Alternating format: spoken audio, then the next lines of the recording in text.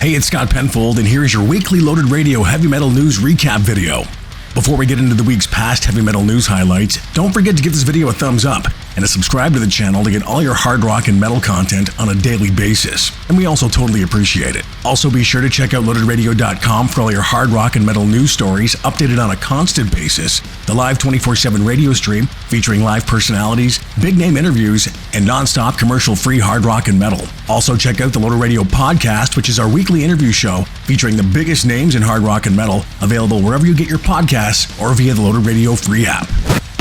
Ozzy Osbourne has slammed Kanye West for allegedly using a sample of Black Sabbath's classic War Pigs at a listening party for the rapper's new album. Now, Kanye hosted the listening party at the United Center in Chicago on Thursday, February the 11th, ahead of the Vultures LP's release, and played a track that sampled Ozzy's live performance of War Pigs, recorded at 1983's US Festival. Well, when Ozzy got wind of this, he took to his social media to write all in caps, "Kanye West asked permission to sample a section of a 1983 live performance of War Pigs from the US Festival without vocals, and was refused permission because he is an anti-Semite and has caused untold heartache to many. He went ahead and used the sample anyway at his album listening party last night.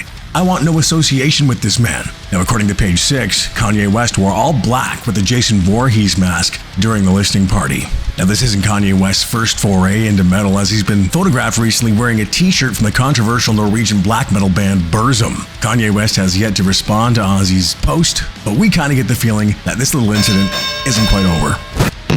Also, the big news earlier this week was Slayer guitarist Kerry King finally unveiling the details to his new solo venture, simply called Kerry King. Now, speaking with Rolling Stone, accompanying the release of the new single Idle Hands, Kerry King revealed a rather shocking fact, saying that he in fact played all the bass parts on every Slayer release since the early 90s. Now, Kerry King said during the interview, "I've done all the rhythm guitars and all the bass on Slayer records. I've always done bass because my guy, Tom Araya, didn't." Now, this revelation sent shockwaves through the metal community, prompting questions about the dynamics within Slayer. No response yet from Tom Araya, but why would Kerry King make something like that up? Now, Kerry's new album, From Hell I Rise, which contains 13 tracks, was produced by Josh Wilbur, known for his long-standing partnership with Lamb of God, arrives on May 17th via Reigning Phoenix Music.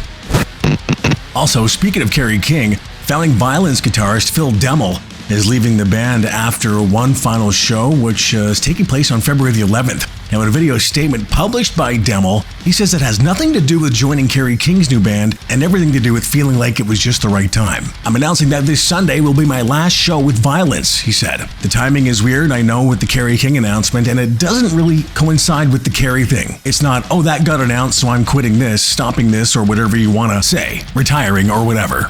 It's been, I guess, in the works for a bit. I kind of didn't know. My status has been undefined for a while. I'm kind of doing things that I felt weird comfortable or fell into my schedule or whatever." Now, Phil later on said, "I feel fulfilled. Anything further kind of feels forced. Honestly, before this tour, I didn't want to come. I'm here to commit. I committed to it. I wasn't going to back out, but I think I'm done. I think I've done what I wanted to do with this band." Now, Phil Demmel played with every version of VIO-LENCE across their career from 1985 through to 2024, and guitarist Phil Demmel definitely going to be missed in VIO-LENCE.